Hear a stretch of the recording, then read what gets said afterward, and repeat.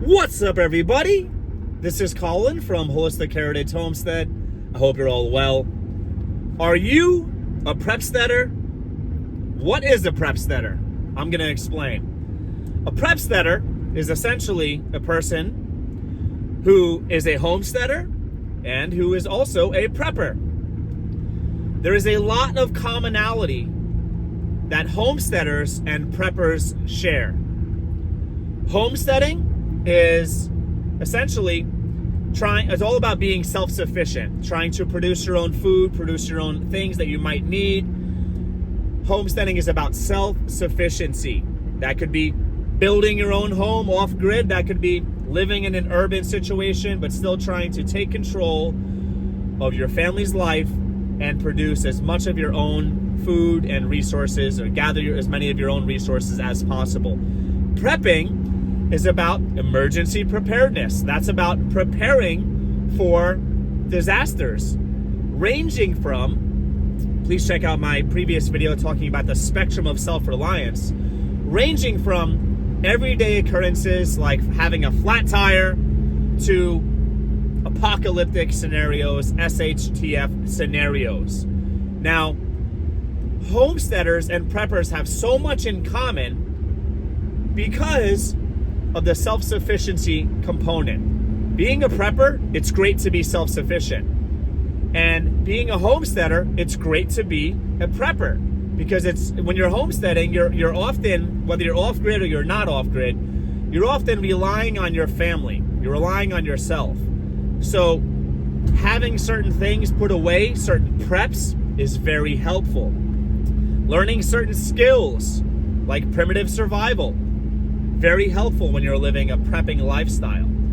So one thing you folks will notice is that in the communities out there, in the YouTube community, for example, homesteaders and preppers, we get along because we have stuff in common. We have similar morals, similar principles. We have certain goals, certain things we focus on that are in common. And certain people that support certain rights, like the right to have certain freedom tools, we'll say that. They also tend to get along with preppers and homesteaders because there's certain commonality there. The ability to defend one's family, defend oneself, and also procure food with certain freedom tools. Now, I believe it was Zach Bauer from An American Homestead, great channel by the way, and I'm paraphrasing here, I believe I'll be paraphrasing, who said something like, or said, when you follow preparedness to its logical conclusion, you end up on a homestead.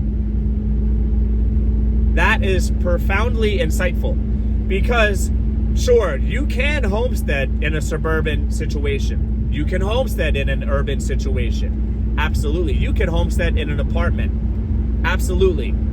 Verna from Vay's Place, there's a great channel right there. She does that. She actually homesteads and produces some of her own food in a small apartment. So it's possible. However, getting land is the goal, folks. I know that's not possible for everybody, but I will tell you, if you're living in a suburban or urban scenario, it's probably just as expensive, maybe even more expensive to live in a suburban or urban area than it would be to live in a rural area. Rural areas in general are much cheaper. You can get a home and property and land, which is a resource that has so much value and can produce value for much cheaper than you can in many urban and suburban areas. And the property taxes are usually cheaper. So I don't like labels. Preppers, homesteaders, prepsteaders. I don't like labels, but there's a practical use for labels. It helps us categorize or group individuals or groups of people who have certain goals, certain things they focus on, certain priorities that are important to them. It helps us understand quickly, in a snapshot, what kind of people we're talking about. Homesteaders, boom. You automatically start thinking about livestock, gardening, holistic medicines, okay? All natural medicines, being self-reliant. Preppers, you automatically think of maybe some of you might think of the show Doomsday Preppers, which, by the way, there were some people that were super intelligent and really amazing people on that show, and they just made them look bad because editing and taking things out of context is just, it's could be used for good or bad. Some of those people were amazing people, super intelligent, and people we can learn from. But that show was really, a lot of it was just about mocking preppers. And preppers are all around you, folks. They're judges, doctors, lawyers, EMTs, ex-military, military, stay-at-home moms. They're everywhere. And yeah, a lot of times you don't know preppers because they're quiet about it. So I always say, if you have an insurance policy, you're a prepper. You have a little bit of extra food and water at home, you're a prepper. Okay? Everyone's a prepper to a certain degree. You wear a seatbelt, you're prepared. You're trying to be prepared for a disaster or a bad thing happening. You have a 401k, an IRA, Roth IRA, you're a prepper. I like the label Prepsteader. My wife and I, our family, we are Prepsteaders. That's a great way to explain how we are, who we are. Because that's what we do. We homestead, and we're unapologetic preppers. So I think it's important to understand not all homesteaders are preppers. Not all preppers are homesteaders. It's like a Venn diagram. There's a crossover there. What I think is all homesteaders should be preppers, and all preppers should be homesteaders. So, preppers, if you are not, if you're just stockpiling things, which is great, and it's probably the most important thing to do, is get some stuff. Get some water, get some food, get some freedom tools, get some things. It's more important than developing skills, which is a different discussion. People disagree with me because they probably don't follow the logic train and really hear me out. Yes, it's important to hunt, it's important to know how to garden, but it's more important to get a bunch of water and food. It's the quickest way to become the most prepared possible in the shortest amount of time. It's the best bang for your buck, best investment of your money and your resources. It is also important to develop skills and learn certain survival skills, for sure. But it could take years to learn how to hunt, and it could take minutes to get some food in your freezer. They're not mutually exclusive, and they both have their own benefits. You need the skills in case you don't have the things. You need the things in case you don't have the skills. But overall, it's more important to get your preps first. Concurrent to that, at the same time, learn your skills. So, preppers, yeah, get some things. Learn some skills. But you should also be trying to find a rural property to keep your family safe, get some land, and make things happen, to produce, to become a producer, because you're limited. No matter if you're producing in an apartment, you're in an urban scenario, the fact that might hurt your feelings, but you're limited. You're more limited. We can do a lot more on our 7 acres than people can do in their urban backyard. That's a fact. Yeah, but Colin, it's a fact. It's not we're no better than anybody. Nobody is better than anybody. It's a reality. It's a better choice we've made. However, I understand some people are stuck where they're stuck because of family, jobs. Even then, I think that people should really consider moving, bring their family with them, consider do what my wife and I did, leave your jobs or leave your, she left her job. I wasn't working at the time, but I was in transition of work as far as I would have been looking for more work if I would have stayed there. I was able to actually, it was nice because I didn't have to leave a job. I was already just ready to take on a new job because I was not working at the time. But my wife left her job. We made it happen. We left our family, we left our friends, we left our comfort zone, and we made it happen. And I encourage you folks to do the same thing. I'm not judging you, only God can judge. We could have righteous judgment or maybe perhaps righteous assessment. I could think that's foolish to stay in an urban place, which I do think it is. I think it's foolish to live in the suburbs, which I think it is. But I understand people are there for different reasons. So do what you can do, or do what you want to do where you're at. I get that. The goal should be off grid. We're not off grid. That's our goal. That's our goal. That's our ultimate goal. But took a stepping stone. Okay, we're moving towards that. preppers, you've got to produce your own food. You've got to be aware of where your water sources are around you. Otherwise, your preparedness is limited because you're limited to Amazon. You're limited to the stores around you, and that's not true prepping. You're extremely limited. That's a fact, whether people like it or not. Homesteaders, if you're not prepping, then you're it kind of defeats the purpose of homesteading, which is self-sufficiency. Even you might be self-sufficient and have lots of livestock. Well, guess what? You're going to want lots of food stockpiled and lots of water stockpiled because you might break your ankle. I'm not talking about a full-blown apocalyptic scenario. You might break your ankle and not be able to work or walk for a while. You might not be able to take care of your livestock. You might have to harvest your livestock and put them in the freezer because you're injured and can't take care of them for a period of time. That's reality. That's reality. The people who normally help you out, maybe you can't trust them anymore. Maybe you should have never trusted them. And you can't go on vacation because you've got to be there. Please check out our previous video talking about one way to give your livestock water when you're on vacation, for example, which is with a timer. Even with that timer, I still recommend having people you can trust to keep an eye on your livestock, keep an eye on your property. But that's just a quick tip for you. Check out that video. I just posted it recently. So yeah, you're limited. You're limited on who you can rely on for help. You're limited on, hopefully you'll be healthy. If you're not healthy, well, that's a limiting factor. And you should have stuff stockpiled. You should have plans. Well, what if you have a self-sufficient homestead? Even then, you're still going to be relying on other people because no man is an island unto himself. No person is an island unto themselves. We rely on other people. You're going to have to network, and prepping, a big part of prepping is networking. So homesteaders, if you're not networking, you're missing something there. There's a hole in your game. You've got to network. You've got to connect with like-minded individuals chasing self-sufficiency and have a prepping mindset. You folks in the YouTube community, some of the best communities of people, the most supportive, kind, awesome people with great characters are people in the homesteading communities, the prepping communities, preppers, and people also that support freedom tools.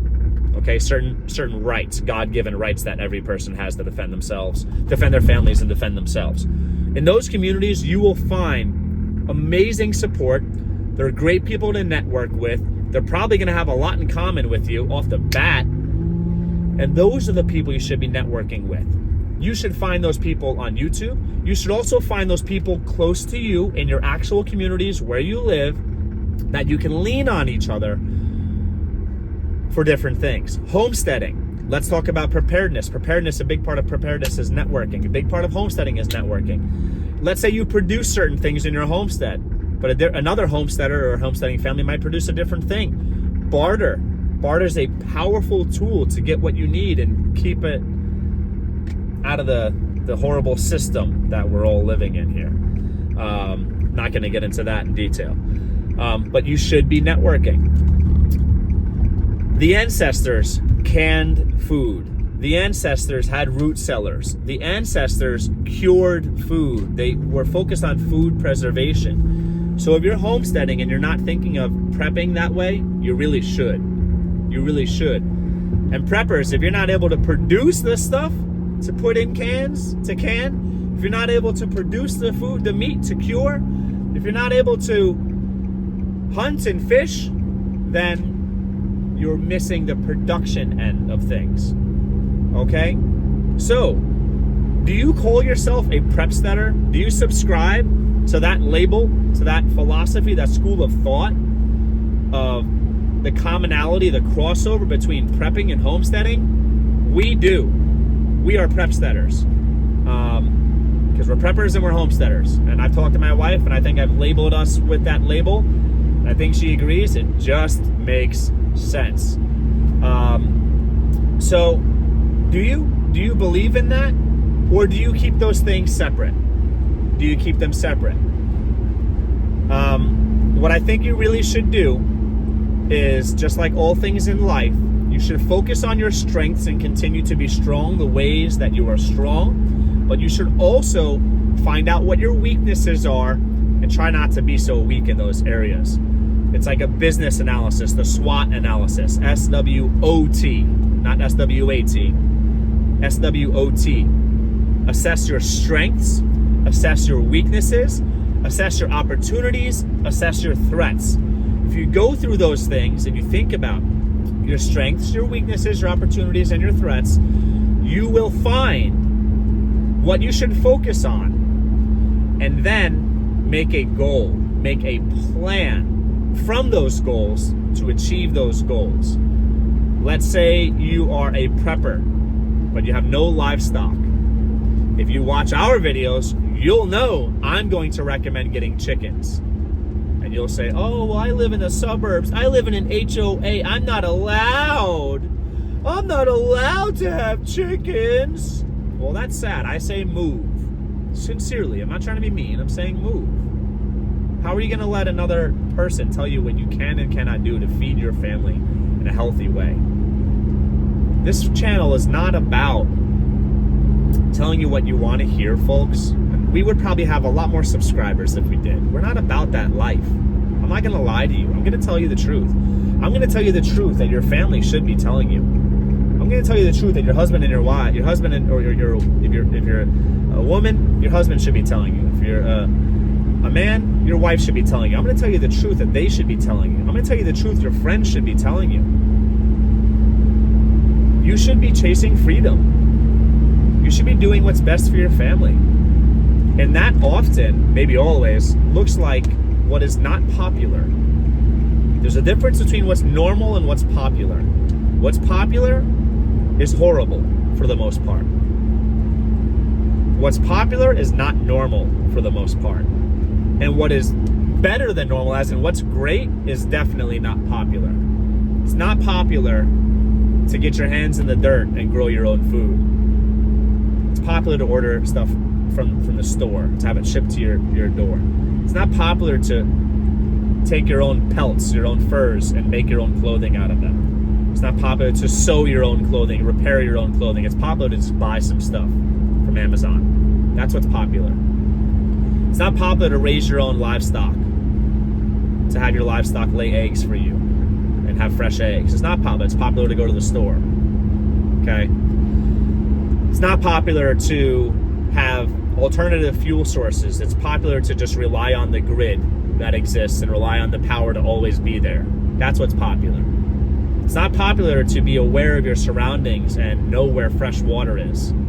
It's popular to just turn on the tap or have the water come right into your home from your municipal water source, your well, wherever. That's popular. It's popular to not even think about water security. So we don't want to encourage what's popular, folks. We want to be counterculture. That's what Prepsteading is about. That's what homesteading is about. That's what prepping is about.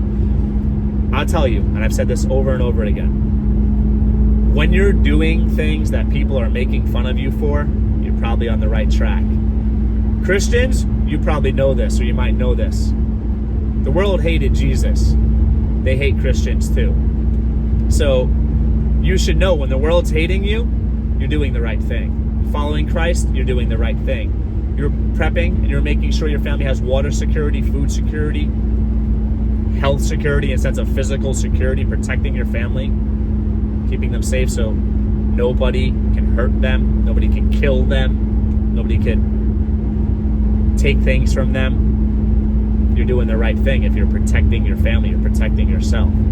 You're producing your own food, you're doing the right thing. Don't listen to what people say. If they're making fun of people like, oh, that's so stupid, you spend all that time in the garden, you can just go to the store and buy it and save your time and watch Netflix instead. Don't listen to those people. In fact, you should take that ignorant stance, because it comes from ignorance, truly. It's our job to educate them. That's a positive thing there. We should educate people and try to get them on the right track, follow Christ, take care of their families, take care of their communities. Those are the things people should be doing. It's our job to educate them and to push them in that direction, encourage them in that direction, not push them in an aggressive or solicitous way. But if you're being mocked, use that as fuel, use that as encouragement, use that as motivation to do what you should be doing. Because whatever the news says, whatever the media says, whatever pop culture says, whatever you see people doing, do the opposite, you're probably heading in the right direction. Truly, towards Christ, towards protecting your family, keeping your family well and healthy, towards self-sufficiency. Those are the things we should be doing, folks. So if you are a homesteader and you're going to focus more on prepping now because of this video, let me know in the comments below. If you're a prepper and you're going to focus on homesteading and being a producer more because of this video, let me know in the comments below. Would you say, whether you've used the label or not, or accepted the label or not, would you say you are a Prepsteader? Let me know in the comments below. Do you proudly wear the label of prepper, homesteader, Prepsteader? Let me know in the comments below. And let's network.